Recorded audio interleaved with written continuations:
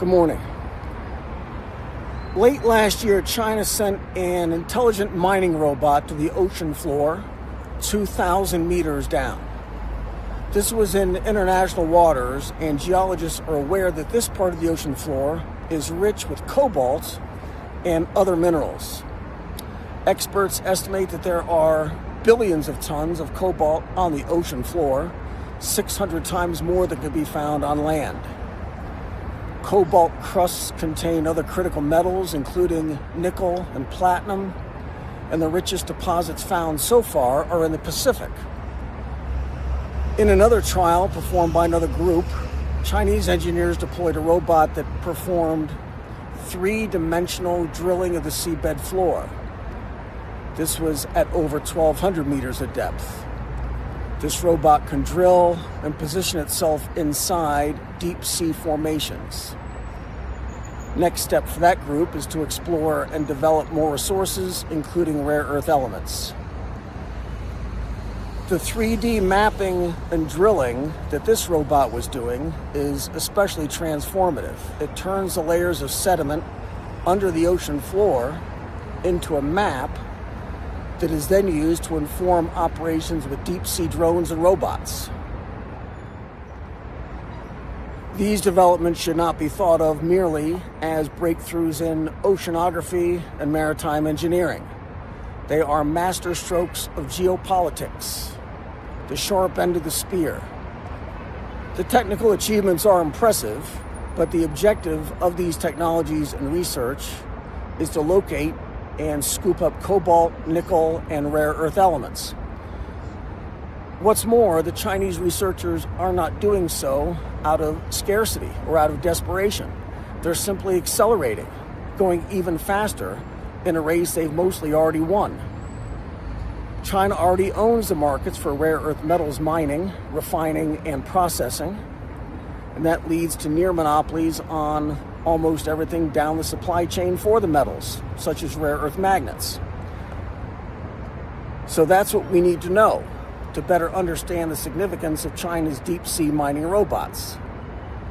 They already enjoy foundational sovereignty and continue to make breakthroughs in technologies to mine the metals and turn them into usable products.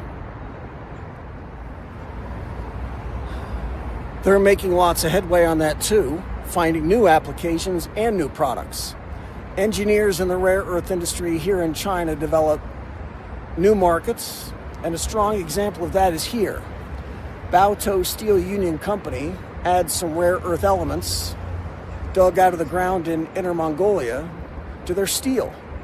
The steel becomes stronger, resistant to high heat and low temperatures, and so is now in high demand by builders of spacecraft, pipelines, and high-speed railroads. Baotou Steel earns a premium of 3,000 renminbi per ton, which is over $500 million a year in extra profits. Add 3,000 renminbi to these spot prices, and the company earns 40% more money just by adding rare earth elements in. These are new markets and new profit centers. But that's not all. The Cobalt test was performed in international waters. China can get down to them, build 3D maps of the floor, send mining rovers in, and they're the only country who can. Contrast all of that to efforts by Western countries to catch up. The strategy from the United States, for example, is direct investment by the Pentagon into mining firms and price floors. Then comes new efforts to restart mines in the United States and to find partners in friendly countries to do the same. The analysts here are arguing that Western governments are just starting a race that began decades ago. The Chinese rare earth metals monopolies were built over half a century, by the way, at a time when everything cost a lot less. Now the Chinese are building deep-sea robots and drones to get to the next generation of metals, while everyone else is scrambling around to get old mines started up again. And that's not even working. We see a lot of headlines about the big plans that are announced, and then when we follow up, we learn that they didn't really go anywhere. Cobalt, again. The Pentagon budgeted $500 million last year to source 7,500 tons of cobalt over 5 years. The first time in 35 years that anyone at the Defense Logistics Agency thought to look for any cobalt. They hoped that this company in Canada, another in Japan, and Glencore in Switzerland from its plant in Norway would bid on this contract, but none of them did. So the offer was dropped. And they will try again later, maybe. Meanwhile, Chinese robots are running vacuums across the ocean floor in the Pacific.